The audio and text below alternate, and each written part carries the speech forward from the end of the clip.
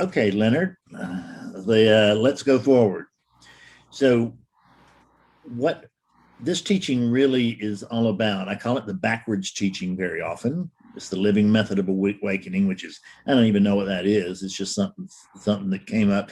It is sort of a method, and it changes all the time, hence the living method. And a lot of people will tell you that you can't wake up using a method, and they will tell you this while in the act of using their method.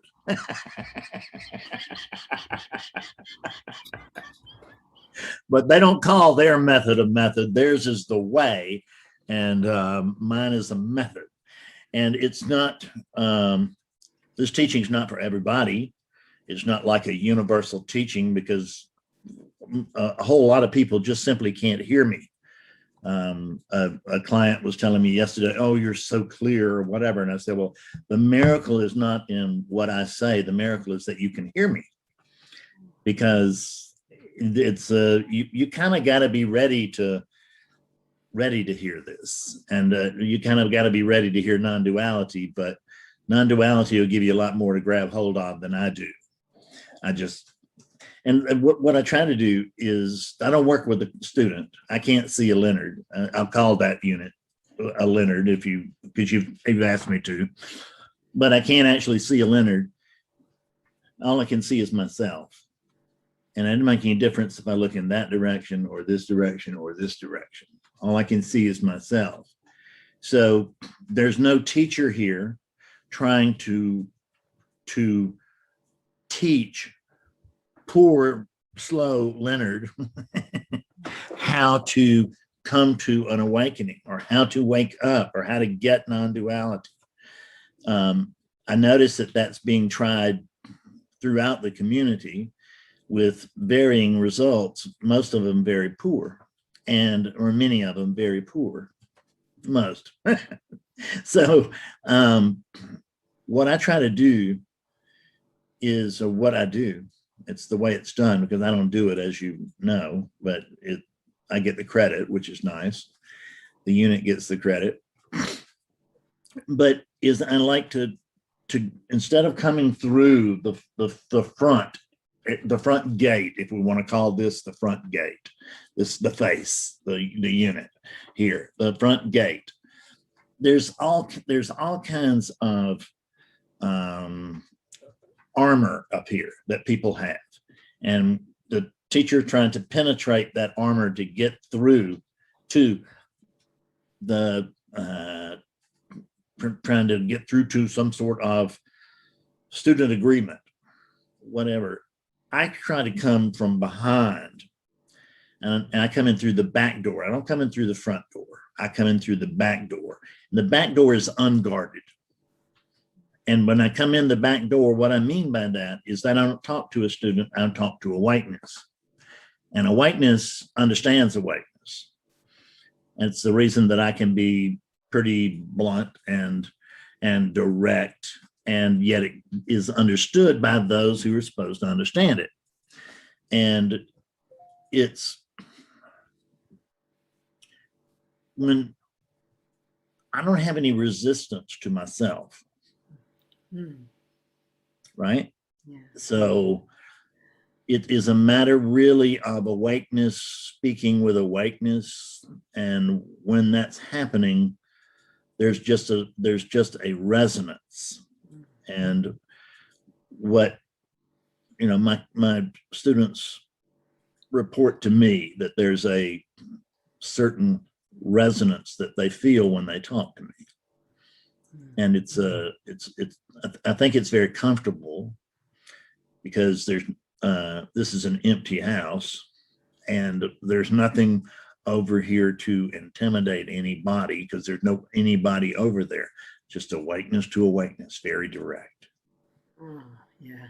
And it's the backwards teaching, because everything in spirituality seems to work backwards. I mean, we start out with the seeker and the one who awakens. The seeker is a Fred and a Leonard, And Fred and Leonard just can't wait to wake up. Fred and Leonard have an idea what that's going to look like when that happens, and how much cooler Fred and Leonard will be to be enlightened Fred and Leonards. And then if we're lucky enough and awakening does occur, it doesn't occur to Fred and Leonard. It occurs to awakeness itself. So Fred and Leonard don't wake up to the truth of the universe. The truth of the universe wakes up to the fiction of a Fred and a Leonard. And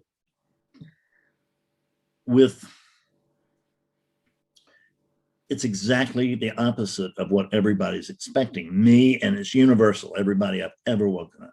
Nobody's ever woken up with me and said, yeah, it's pretty much what I was thinking. It's always, oh my God, how could I have missed this? And oh, this is nothing like what I was thinking. And the one who wakes up is awakeness itself. And awakeness wakes up only to, when we say it wakes up, all we're saying is awakeness becomes aware of itself.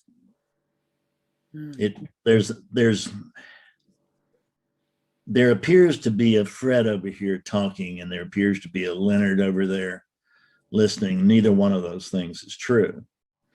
But within relativity, it's true. So there's no reason for Fredness and Leonardness not to get together and chat about non-duality, so that the awakeness through many other units can maybe seem to get this. I don't even know the vital importance of this, but it seems to be important, and it felt very important when I was a seeker. It felt all important, and it's still. I mean, I wouldn't give it up. So there's value to it, but it's not value like, now I'm going to be richer, or now I'm going to be more comfortable, or now I'm going to get the girl of my dreams, or now I'm going to get that Mercedes Benz or something. It's not like that. Yeah. Because you don't actually drive. You don't actually, well, you don't actually even have that body, but we're going to let you keep it now that you think you've got it. Yes. I watched a lot of your videos about this, and maybe my question is, what were your struggles when you were still the seeker? Because to me, if I can give like one or two most difficult, number one is the expectation of, the how people's stories, you hear people's stories about how it happened to them, and I'm expecting it to happen to me. And another one is like what I said earlier, the free will and no free will. And then when you realize that you're not existent, and then I was like depressed and in bed. So I was like, so life can just do whatever it wants through me. So if life wants me to be thrown in jail, then that's it. So I was like so afraid, and I was like, so if life wants me to be hit by a truck tomorrow, then it's it. That's nothing life. You can do. Yeah. Yeah, right. And the thing is that that's the case from birth to death. And most people, like, if they don't wake up, they maintain a sense of control, and they get to become spiritual seekers, and their fear is, I'm going to lose control. But you can't lose what you never had to begin with. So nobody gives up any more other than the sense of self-control, the sense of a personal me, because there's simply no personal me there. But there is a sense of one, and there's an ongoing Fred story, and I'm not trying to get rid of it. I'm rather fascinated by it. And it is, I don't mean that we don't need to honor relativity and that it's not important. I mean, I love my wife. I love my dogs. I love this teaching, and all of those things are important. They count, but nothing in relativity actually matters, right? It counts, and we need to pay attention to it, because that's the way the game is played, is that we give this life our very best shot, and we love with everything that we've got, and we live with everything that we've got. But I'm not living so that something will occur. I'm not living so that my purpose will be fulfilled. I mean, there's got to be a my over here before there's going to be a purpose, and there's no my. So I can't, the purpose of life is life. Mhm. That's it. It's not like a big secret. Mhm.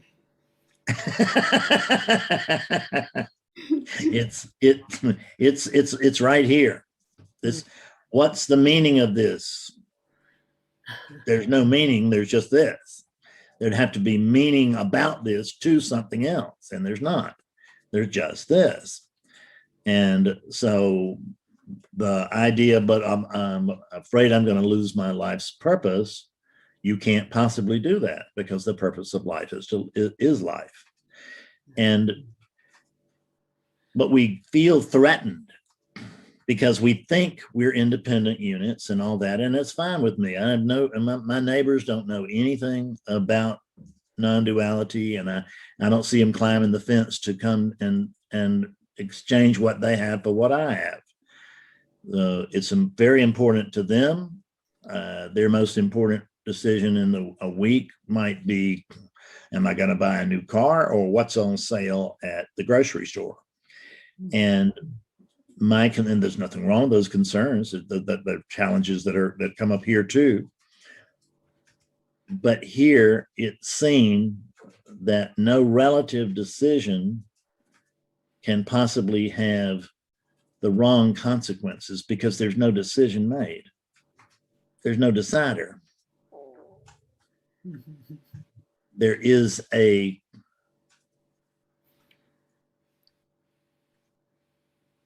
decisions happen, but nobody makes them. Yeah. Yeah, I like that. I actually remembered with what you said, with what you just said. I remembered your video about how it happened to you, like the mind, the heart, and the gut, the Yeah. awakening, and then you said like the need to argue was gone. Like like you just said earlier, if your neighbors doesn't like under, if anybody who doesn't resonate with what you're saying, there's no need for an argument, or there's no need for or even a conversation. It's just a peaceful acceptance of whatever is happening is happening. That's it. That's the way it is. It's the reason that there's no pull to argue with what is, because there's no alternative to what is. So the only alternative to what is the one I can make up, and that's what isn't. So, and there's only what is, and plus my imagination, if you will, or imagination, not necessarily just mine, imagination, period. There's truth, and there's what's true, and then there's imagination. There's what's supposed to be happening is happening. It's this happening of right now. We're meeting here. We have an idea that we had an appointment, and that we had times and all of that. And we talked through, or we chatted through email. And so we agreed to meet here. We are here because we can't not be here. All of that was just set up, right? It's I can't get here unless I'm supposed to be here. And I can't avoid being here if I'm supposed to be here. And it's my opinion, of course, that Fred's opinion, if you will, that the body has got this all wrong. Like I can see that you seem to be doing it very well. You seem to be living very well. This over here is making mistake after mistake. According to who? Well, according to the one who doesn't exist. The imaginary character believes that the imaginary character just can't get it right. But there's no imaginary character. So there's only this awakeness, period. And we don't wake up. It's just a phrase. There is awakeness. You're not awake or failing to be awake. You are awakeness itself. You're a verb, not a noun. And I am awakeness, and there's only awakeness, and all of this is awakeness. And if you want to know how you're doing today, you know, it's look around. And somebody asks you, how are you doing? Say, I don't know, take a look, right? You tell me. Because there's no objective world out there. The world rises to meet the view. And if I could, I can't really pull it off anymore, but if I could view this from the same frame of mind that Fredness had for the 24 years that he was an unsuccessful seeker, I wasn't exactly a quick study, and right. And then I could tell you right away that, man, this really sucks. And I could point out as to why it sucks. And I could see that there's a problem here. Things are not going well. Things are not going as they should. That's what the Fred view will always have. That's what the individual view, doesn't make any difference whether it's the Fred view or the Leonard view. It's the whatever character it is. If you view things through the false lens of an imaginary character, then you've got a point of view.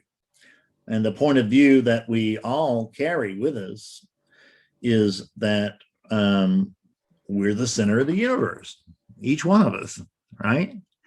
I am the center, and you and everything around here, pretty much just my furniture. And it's frustrating because just as I get all of you set up just right, one of you will move. And it just blows the whole thing. And I have to start all over again. It's not easy being God.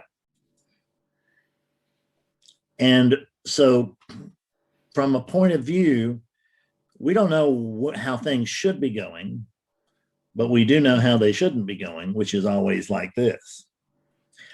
So from no point of view, or because we can't really call it the divine point of view, because there's no entity from which there's a point of view.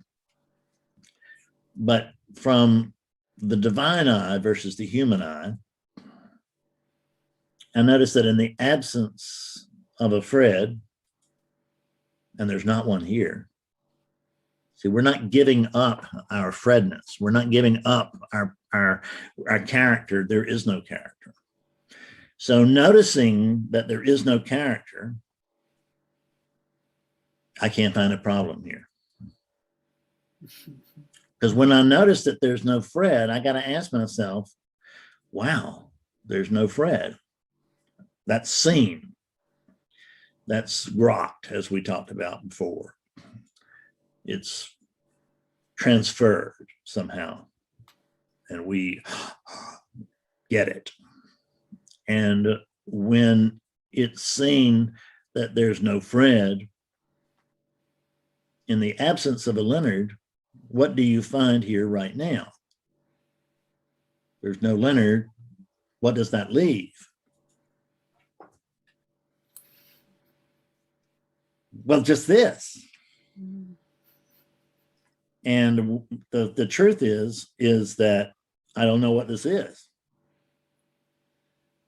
I can truthfully state that I am something that we might refer to as the divine, but I don't know what that divine is. We're right back at square one. We wake up and discover, oh, I see. Now I know who I am. Sadly, I don't know what that is.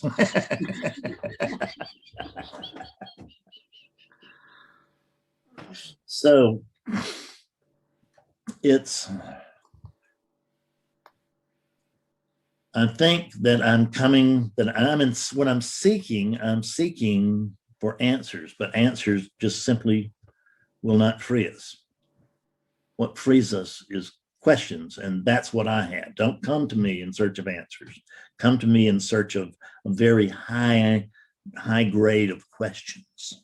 You know, I have wonderful questions. I had a client last week who said, "These questions, where did these come up? Nobody asked these questions." And it's like, right. Most people are looking for answers from people that they believe have the answers.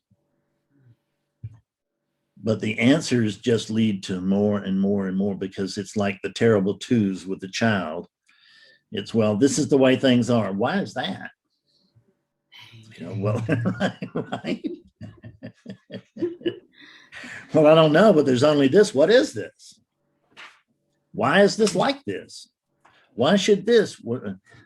We are so arrogant that we believe that it's not, we believe that it's divinity's role, if you will, the awakeness's role, the universe's role, to not only be this, but to explain it to Fred and Leonard.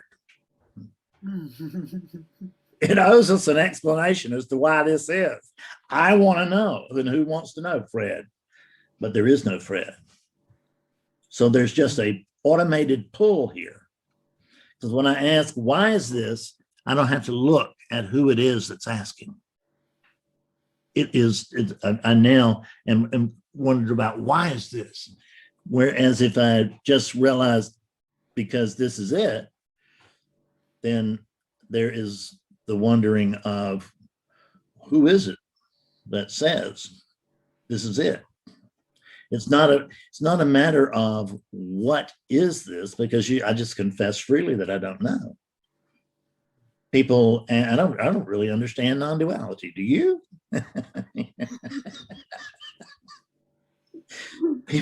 People ask me, Fred, please explain this.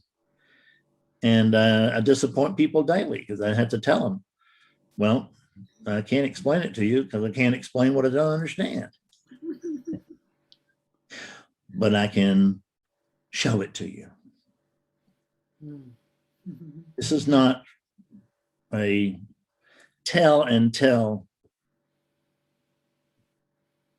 teaching. In other words, where there's one unit telling another unit about something. This is show and tell. Awakeness takes itself through that other unit and shows itself the truth. It's very clear. It actually, if things are, if that unit, if it's that other unit's time, it can't be missed. I mean, I was in a session Saturday with 30 people many of whom had woken up the week before, but some of whom I would imagine had not. And at the end of that session, I looked, and it looked to me like I was looking at 29 awakened beings. I might not have been. And there might have been a holdout or two that could fool me. But the vast majority of that room, at the very least, was wide awake, because they had been shown the truth. They were actually given the opportunity to experience the truth. This teaching really is neither descriptive nor prescriptive. It's show and tell. Which is, oh, you want to know about enlightenment? How was that? What do you think of me now? And so I'm running on and on. You should be talking some, I'm sure. I like that it's not descriptive and not prescriptive, because it's like if it's prescriptive, it's like saying that there's a method. If there's a method, it's like implying that there's a choice or Yes, there's something that there's something that you need to do. Matter of fact, you can't wake up unless you do this. There are people that are very adamant about their way is the way, but there is no way. There's no path to awakening, because you'll notice that everybody who's going to awaken is going to awaken really soon, but not right now. But very soon, as soon as I get through reading this book, then I'll wake up. As soon as I get through talking to Fred Davis, then I'm going to wake up. I've had people in awakening sessions, not many, but I've had people in awakening sessions show up with a pencil and paper. Like, and I and I said, no. There are no notes taken in here, because if you take notes, then what you'll be thinking is that during the course of this meeting, I'm going to get a new bit of information, and I'm going to wake up right after I talk to Fred. And it's no, you wake up now, here, now with Fred, so to speak. It's because you can't wake up anytime other than now. But the body will never understand that. The mind cannot understand that. I don't even know that awakeness can understand it, but it knows it to be true. Right? Yeah. It is the truth knows that this is the truth. So the idea is to get complete involvement. We use the character to go beyond the character. We get that character involved until it's seen that, holy God, there's no character. Well, how do you tell somebody to notice their absence?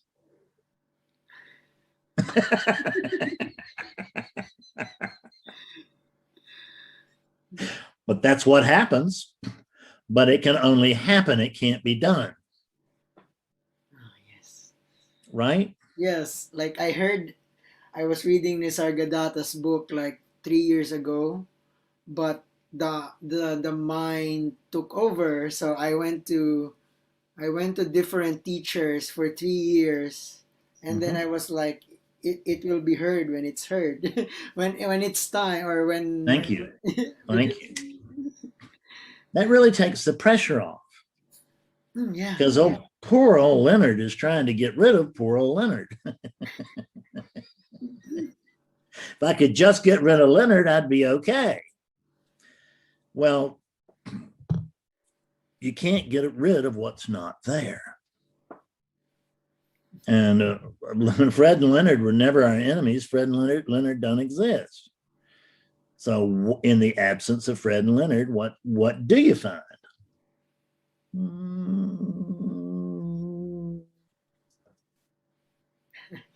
There you go. Yes? Yes. And what we're looking for, what we're expecting, what we're thinking is going to happen is that there is an entity who will wake up. That's a dead end, isn't it? That's the misconception that this unit is asleep and then it will wake up, or there's an expectation that an event will happen in some date. When that was my thinking before. I crop like snippets of non-duality from different speakers. I put background music and then I listen to it every day, thinking that it will sink into the mind. And then I realized I just made a concept around it. It's just amplifying it's very important as a seeker that I actually take a bit here and a bit there and a bit here and a bit there and come up with my own spiritual ideas. And then I believe in those.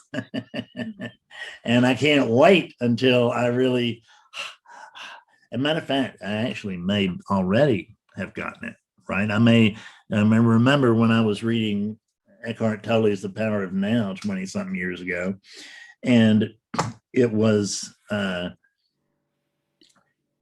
he had exercises in it for people to do.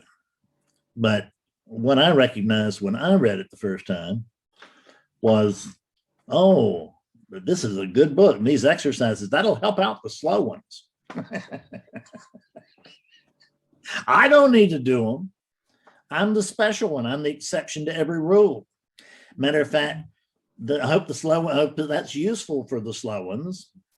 I don't need it because I'm thinking I might could tell Eckhart a thing or two. And so part of waking up is the humility of failure. Yeah. Yes. Yeah. I just ran out of ideas and I ran out of belief that there could be an idea here. And I even gave up. I even gave up on awakening. I didn't care at that point. Right? Yes. Just because I didn't know if we were telling each other the truth or not, that there was, or all these teachers they just got a racket going. Right, where they're going, they learn something, and I don't want to say that there's not some of that where someone learns the vocabulary, or someone even has an awakening experience, and then, but it passes, and they begin to teach from memory instead of the living experience. And the only problem, that might be actually a good way to do it, except for the fact that awakeness has no memory. Why would awakeness need a memory? There's only now. Units have memories, and there is a sense of memory here. But when I tell you about my memories, I can't produce them. Are they memories? Is memory just another word for thought? Betsy and I were talking about something last night, and she said, well, there's no point in trying to get to the bottom of get to the real truth of it. She said, because neither one of us will remember it. In other words, we will remember our version. And my version of truth about that scene will not match hers because she's got it wrong.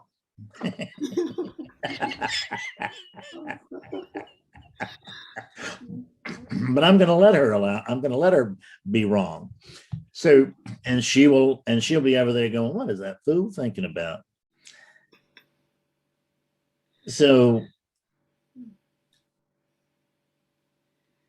coming to understand, this is one of the biggest points that I hit in awakening. Because when I was still a seeker, I was thinking the same thing that every seeker is thinking, which is I'm not awake and I can't wait until awakening occurs. And that's not true. It's no one's awake. No one's not awake. There's only this awakeness here and now. And the thing is that we make up a big story about what awakeness is or what enlightenment is. Enlightenment will be like so-and-so, right? And it's going to be way cooler than this.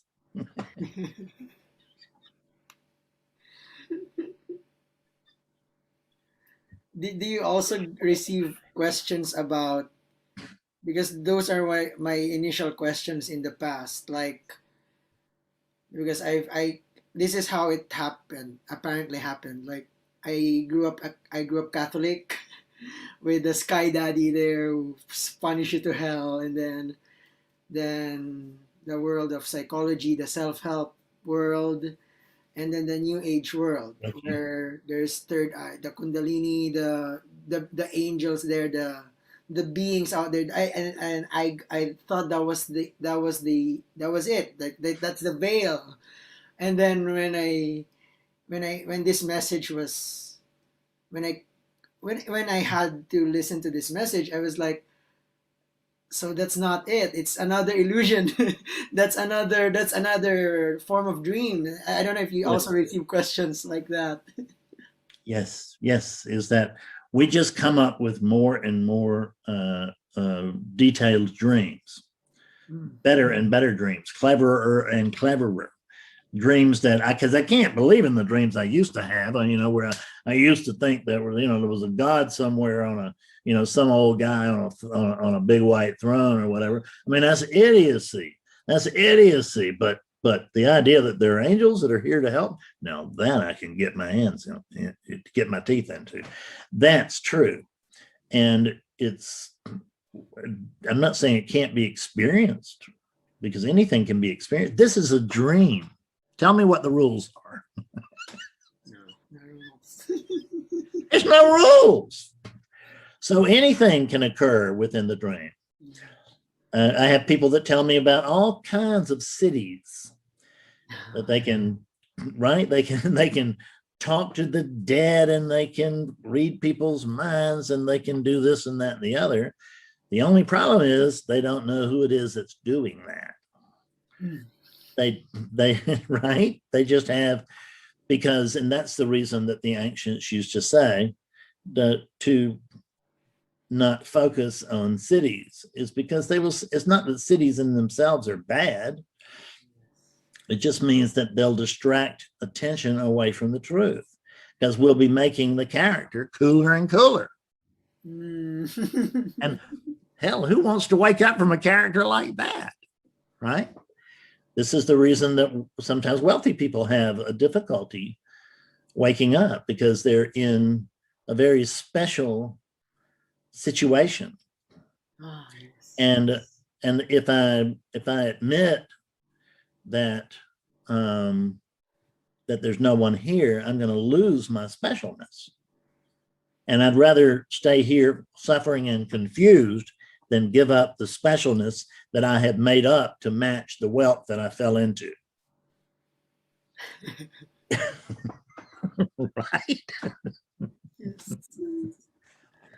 I picked just the right gene pool, and that was I knew I was going to hit that lottery all along. Yeah, and whatever it is. And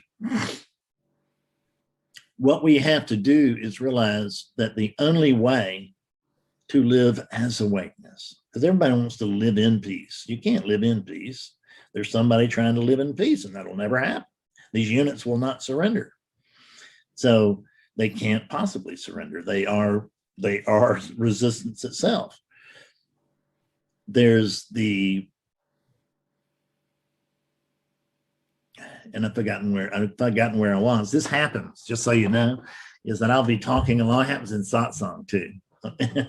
I'll be talking right along, and then all of a sudden there's a blank, right?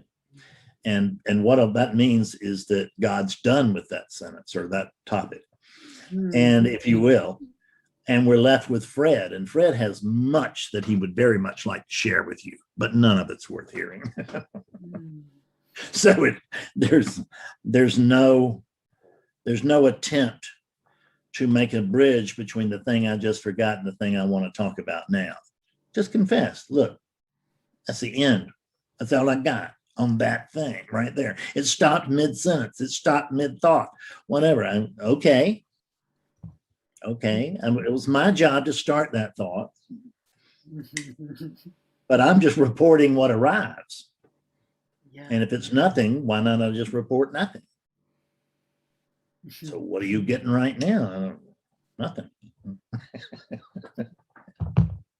And that's just the way it happens. It's like That's the way it happens. even you mentioned earlier, like we believe the stories, but if there's no one believing, it means the stories that are happening is just the way it's happening. It's like even the conditioning, because there's a, I think there's a misconception that when this is seen or when this is heard, then there's a shift, like the conditioning, Oh like yeah. it's all unshakable peace, it's all bliss and all that. But I think if there's this unit here with a bunch of memories and conditioning, I think it will still somehow has this maybe residue, or maybe somehow Well, it's there's like, still, sure there is. There's still going to be Fredness. oh, There are patterns here. They're recognizable. They're identifiable. And I've trained you to call him Fred. Why not? We'll just call him Fred. No harm in it, but there's no one home. I like to compare it to a hurricane, which is if we look at a hurricane, Leonard, we can see the big swirling storm. And if we look at it, you can see it's a bunch of patterns. I mean, there's lightning and there's thunder and there's rain and there's wind and there's just noise and calamity. And we name that storm. We're going to name that storm Hurricane Leonard. And if we tune into the Weather Channel, we can watch as Leonard moves up the coast. But the funny thing is that even though they name it Leonard, when the weather department flies a plane into the hurricane, then what they find is that there's this strong turning, and the closer you get to the middle of the hurricane, the stronger it gets. So you just know that right beyond the eye wall, there's going to be that's the most intense part, I'm sure, and that's where Leonard is. But when the plane breaks through the eye wall, there's just an absence of weather. There's not something there at the center. There's nothing there at the center. And it's the same thing like with this, is that there are patterns. The body is a meta pattern. It is a meta pattern. There are all these other patterns operating in cooperation below that. In other words, the circulatory system, the respiratory system, digestive system, this, that, the other. And all of those things are just operating because that's what they do. Right? I'm not, if I take a bite of a sandwich, I don't go, I gotta digest this thing, man. Right? How am I gonna do that? And I just swallow and forget it. And if I want to lift something up, I don't go, I wonder if I can lift up that pen. Could I possibly, whatever. There is lifting of the pen, but no one does it. The unit does it, but the unit has its own programming. It has its own intelligence. There's a sense that there's somebody lifting up a pen, but there's nobody lifting up a pen, but there's a pen here in the hands of a walking, an animated cadaver. Because that's what this is. It's a dead body. It's a cadaver. The body is not alive. The body is inert. It is inhabited. There's an animating presence.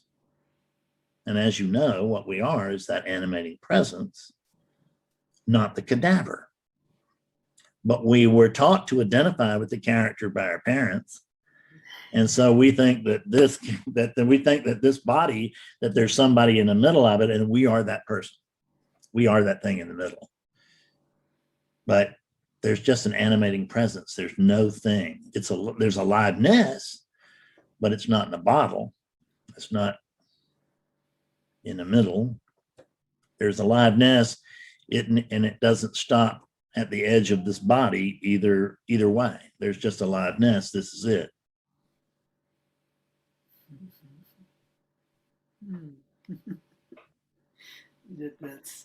that's the, I think that was the most, I don't know, just an opinion, like it's one of the most difficult to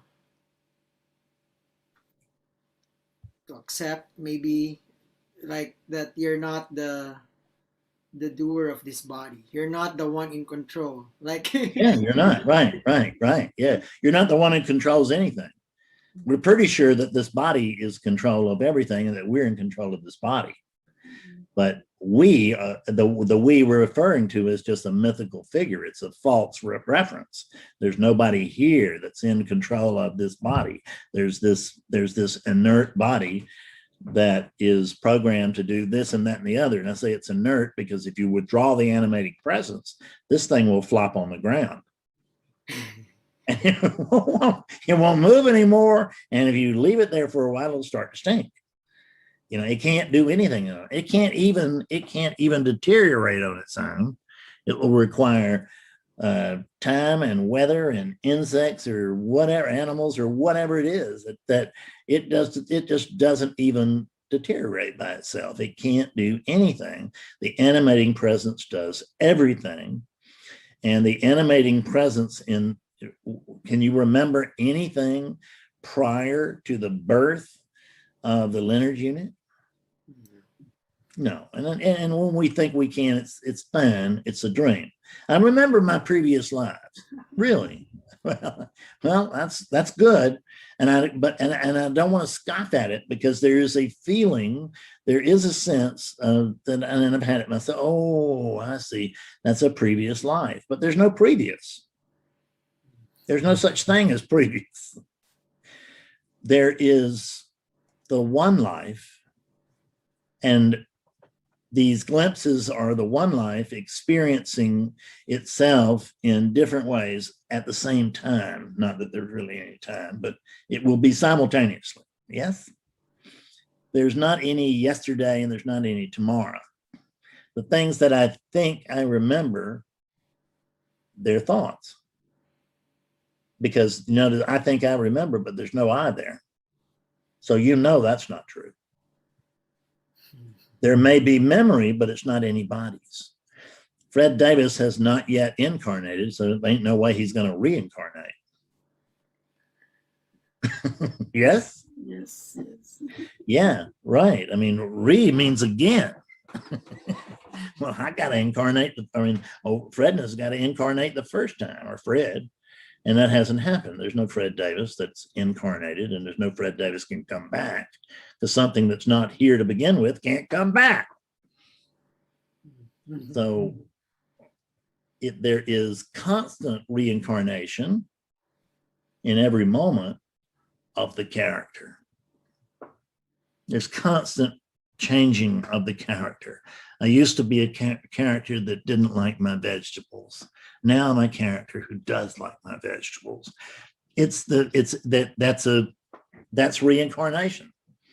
Yeah. It's a different character now with different ideas and different beliefs. I mean, I was born in the 1950s in South Carolina. I was a little redneck child, and my parents were not as closed-minded as some during that era, but they were closed-minded enough. And guess how I grew up? Opinionated and closed-minded. And why should I listen to you? Because I already know what's right. And so I couldn't learn anything, and I had nothing to teach, and I was just a mess. And then I began to be let out of the shell with Bob Dylan and the Beatles. And then I did psychedelics. And the psychedelics were a hoot because it was the first time that I realized, okay, I've always known there was something here, more to this than meets the eye. And now I have seen it, right? I have, and that is home. First time I ever did LSD, after, there was, I don't know what the first thought, but the first actual commentary on that. In other words, it's just the happening, and then there's a commentary on the happening. And I think the first commentary was, I'm home. And the problem is that psychedelics can be a door to non-duality, but it's such an attractive doorway that many people never leave it. Yes, yes. So yeah, I got to have that experience again. Give me some more acid. Right? I got to have that experience again. So give me some more of this chemical. It's a good intro. But when the intro becomes, when the means becomes the end, it may be a bit emptier than this. Yes? Yes. Yes. I tried psychedelic. I did ayahuasca once, and Yes. it's like, but when the shaman asked, like, do you want another sips? I was like, no, this message was enough because I saw my hand doing its own thing, and I saw the cat passing by without naming the cat. I was like, what message can be more than this? That's Like, it. That's it. Yeah. So you don't, you don't stay in the doorway. It's a doorway into a room. Enter the room, and then you don't need the doorway. You're already here, and it's recognized that you never needed the doorway. Because where's there to go? Right? Yes. Yeah, but I need to get closer to this. But you are this. Yes, I know, but I want to see this more clearly. Who's the I? I remember what I got lost on earlier before now is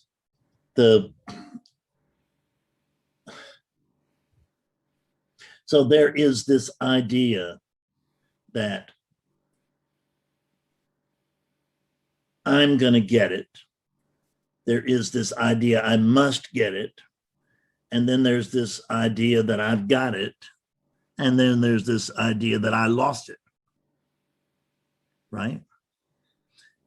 So none of this is true because there's nothing in the center. So there can be a sense of disappointment for the ego after awakening. And when you think it's the ego is disappointed in the awakening, that's an indication that it wasn't awakening, or that it might, if it was a glimpse, it's now over. Because there's awakeness is never disappointed in this, but units are disappointed in this all the time, because this is ordinary. And the willingness to be ordinary, the willingness to recognize, God Almighty, you know what? I'm as clear as I'm supposed to be right now. How do I know I'm this clear? Is there any alternative to this? No. So be content with the clarity that you have, because otherwise you're saying, I should be having more clarity. And you came up with what I heard from you was that I just you said something about the idea of just surrendering to this level of awakening. It would happen when it happens. It will happen when it happens. It will happen as it happens. And that's giving up the pretend, the make-believe control of awakening. Because Fred is trying to do it. Fred needs to free Fred, or Fred needs to destroy Fred. There's no Fred. So the recognition of that starts with the taking the demand off the table that I am not, that I should wake up. And the reason I should wake up is because I'm not awake, which is the reason I know that is that I made a decision about that some years ago. I heard something about enlightenment, and I thought, well, I'd like some of that. And who was it? What was it that heard something about enlightenment? Awakeness. And then awakeness gets the confused because awakeness is already confused. It thinks it's one of these. And it may not make any sense when I say that awakeness is confused because there's no entity, but that's about as true as it's about the best wording that I can come up with, is that when awakeness begins to function, at least on some level, relative, I don't know, but when awakeness begins to come through one of these units, as it's coming through these two right now, then there is there is an idea, they can very often get that awakeness takes on this the identity of the unit. It's like the carpenter identifying, or it's like the hammer identifying itself as the carpenter. Right? Look what I just built. How would you have been able to do that without the carpenter? Oh, don't give the carpenter the credit. These things, this is the lens. This is a camera with a lens, but it's always thought it was a photographer and that it was doing things instead of, it's a camera. It's a sensing device for that which is unmanifest. It is a virtual device being used to explore this virtual world. And it's a virtual world because there's really, we could trace this thing down and we could see that nothing's happening. Nothing's really happening. There's only this, but there's not even this, to tell you the truth.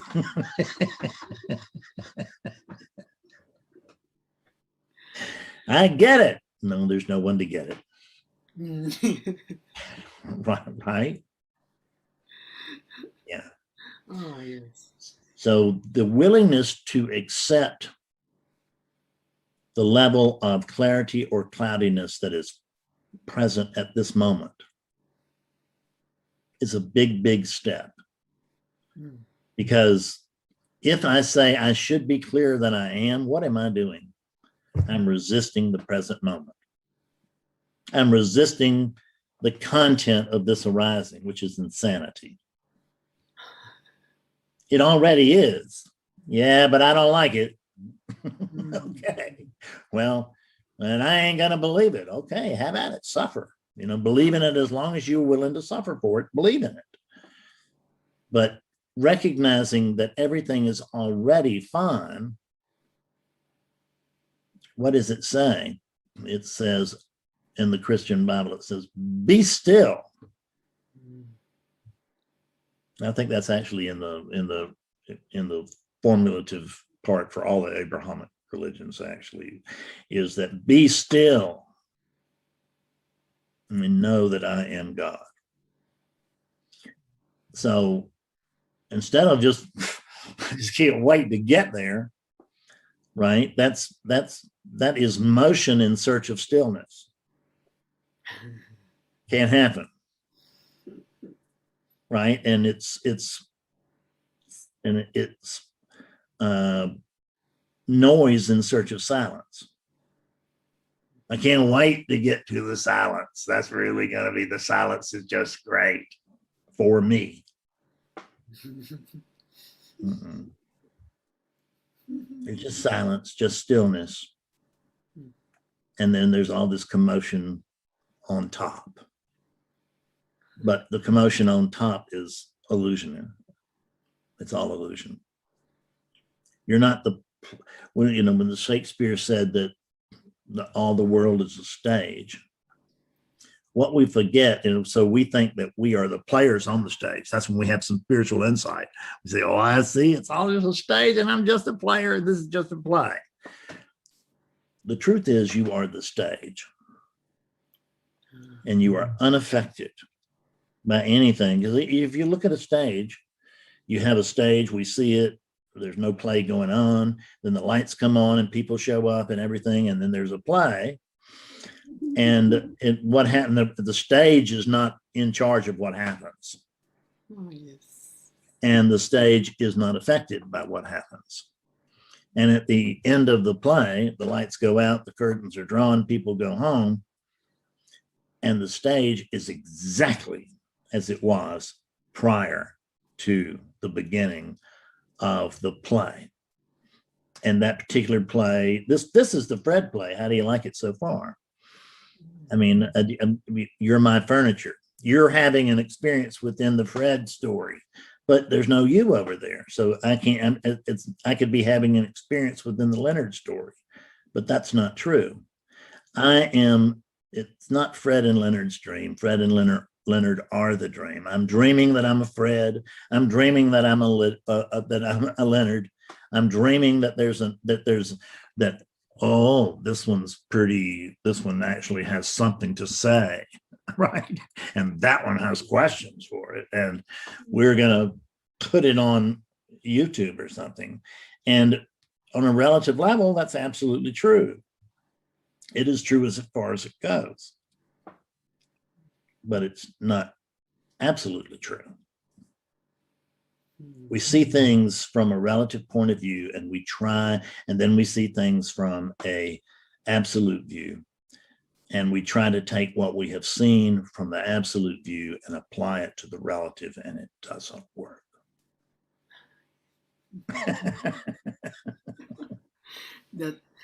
Yes, because that was my usual question in satsangs before. Like, my usual question would be the then why the war, the pain that's happening, and then how do I apply this in my life? But if there's no one here, yeah, right, exactly. Yeah, man, and it's my life. People will ask me, so how do I direct my attention, right? And it's like, well, there's no one there, so good luck, right? And it's the same thing with control. How do I get to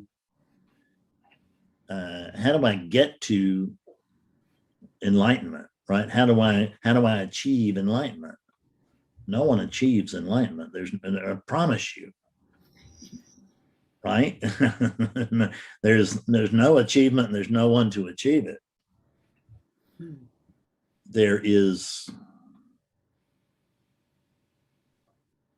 There's only enlightenment and delusion is what isn't.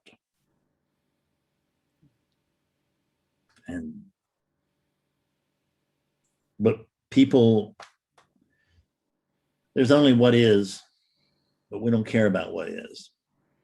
What we care about as human beings is what we think about what is. That's what's important. And because it's raining and I don't think it should be, I'm now in an argument with the universe, an argument with God. What's the likelihood I'm going to win that? Right? It shouldn't be raining, but it's already raining. You're already wet. Yes, but I shouldn't be. Really? Where's the evidence for that? Right? Because I noticed that there's plenty of evidence stating the fact that you are wet and it is raining. Now, if you get a brainstorm and manage to stumble up under the overhang of the porch, now you can truthfully state it shouldn't be raining on me, because it isn't. But you still can't say it shouldn't be raining. It shouldn't be raining because I'm going on a picnic. But how about the farmer over here whose entire living is dependent upon that rain? We want to take that away from him so I can have a dry picnic. I mean, it's just yeah, all you people you can starve, man. Starve. You can have rain later, but right now I got to have a picnic. It's all about self-centeredness. When we're coming from a point of view, there is always nothing. There's self-centeredness, and then there's stuff that looks like it isn't self-centeredness that is. And we want to move from the individual self-centeredness to the capital S self-centeredness, and that changes everything. Recognizing that there's only this one, what could be termed, it's a selfless self. Kind of like the gateless gate. Yes. I can't find the gate. Yeah, that's why they call it gateless. I'm not sure I'm through it. You're not. If you're not sure you've gone through it, you haven't. Now, you can have an awakening experience, and years later, or actually the 10 minutes later, you can question as to whether that really happened or not. But if it's been authentic, you've seen something that you can't completely unsee. It will always haunt you. I had an awakening in 1992 and had the wonderful fortune of having 14 years between that first awakening and the second one, which was much clearer. And I knew that I had seen the truth the first time, but I thought it was Fred who had seen it. And isn't he even more special now that he's seen the truth? And that like that took over and when it did at times in 2006 too, when the next big awakening came, and it was recognized that there was no Fred, but a month later Fred was feeling pretty good about that. And then and then a month and an hour later, Fred was seeing that there was the awakeness was seeing that there's no Fred. So we termed this I got it, I lost it thing, and we called it, and I had called it, and I had used it, and it's not unskillful, but I've used the word oscillation, and probably will use it some more. But it's skillful-ish, but it's not skillful. Because when we say, well, I had it, I lost it, and we ask what happened, well, there was oscillation, right? I moved into it, and then I moved out of it. Is that it was, I entered a new plane, and then I fell back into this one, right? It's, I got it, and then I lost it. And none of that is true.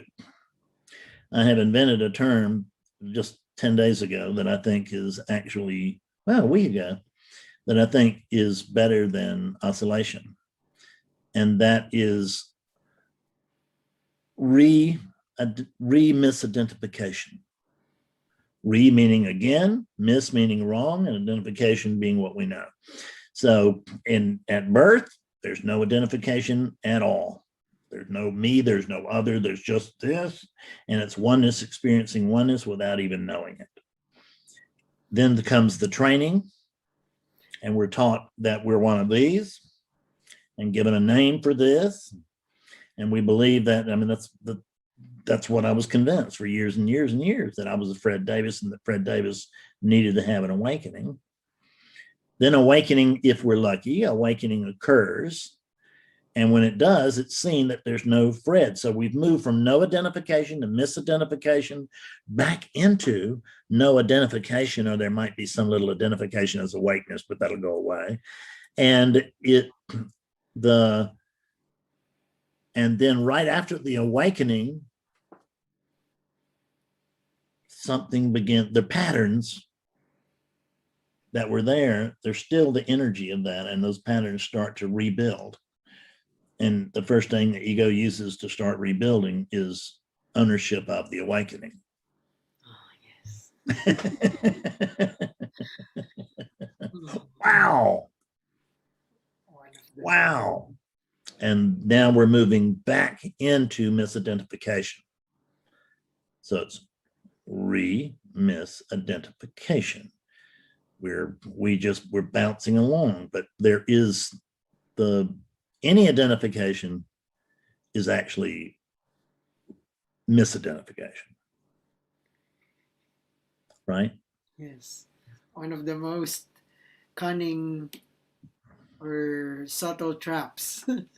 Yes. It Yes. is like, Yeah. it is mostly undercover rather than the obvious. It's mostly like, yes, but it's beautifully intricate, isn't it?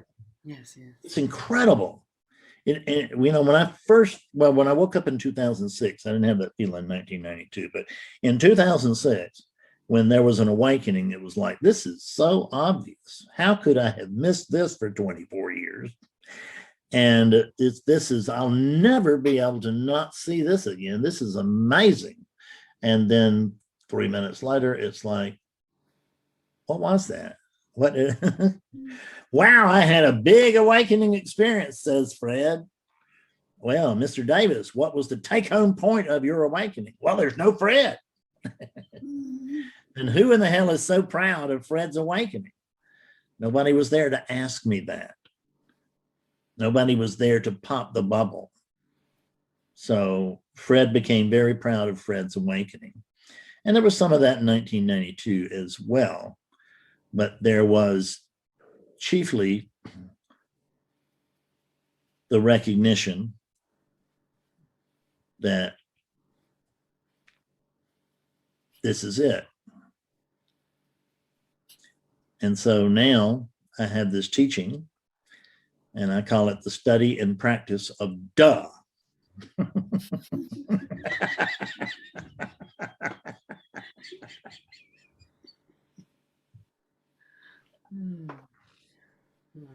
Because it's actually my job to take some of the most brilliant people in the world and present truth to them in such a way that even their big brain can understand it. And I know it's just crazy, right? Because the more and the more brain, the more IQ or education or whatever we want to call it that we have, the more we think we know. Mm-hmm. And we will take the simplest of all things. This is it. You wouldn't think somebody could make a good living off of this is it, but I do. Right? Yeah. Fred, what's true? This is it. I know, but what's really true? This is it. But, and we're not interested in that because that's way too simple. And I couldn't overlook that, says the arrogant ego. And I'll bet this is what it means. And I'll bet you this is how you can find it. And so the big brains are the worst. They're the hardest to get it because the big brains take this incredibly simple truth. You can't be more simple. And they make it difficult. And now I need to go to India, right? Because I've heard they have a lot of awake space over there. And if that doesn't work, I'm going to Peru and take some drugs in the hopes that I can become closer to myself. And it's okay if you do that, you do that. There's nothing wrong with it. I'm not judgmental at all here. I'm just right. I mean, because these units do what they do. It's I didn't command this one to do peyote or to do mescaline or to eat mushrooms or do acid or whatever, or eat Hawaiian baby wood rose seeds. I mean, I just did everything, right? The morning glory seeds, and you take morning glory seeds are poisonous. But we would take them and knowing that we were going to get sick. We'd soak them to try to get as much of the poison off as we could. But then we would take something we knew was poisonous because then we could get somewhere. And where did we get? We got right exactly where we already were. But we weren't right? But we couldn't recognize it. Yes. There's nothing to get this because there's nothing other than this. This is it. There's nothing that comes to understand this is it because this is it. There's only this. And I can't, I'm hoping that I'm going to spot oneness over there somewhere. I can't wait to bump into oneness. Well, what's saying that? Two-ness? It's an assumed two-ness, isn't it? Yes, yes. Yeah. Oh wow, yes. maybe I usually ask, my last question usually is if you're talking right now to a lost seeker who's been seeking for decades, like what would you tell me? But actually you have said it already. The more you keep The more I ask it, it will just. Yeah. That's it. Right there. I know, but what should I do? And it's the and if I genuinely was going to give the best advice that I possibly could, I would tell them to come to Sunday satsang. And that's not a promotion for any reason other than that it quite literally is the best thing that I know, and is to come to satsang or a skillful means series, because that is proving to be very, very effective. The proof is in the pudding. I mean, this is not an encouragement teaching. Right? Oh, come on, keep coming. You keep coming. Maybe you'll get it. Maybe you'll be as cool as I am.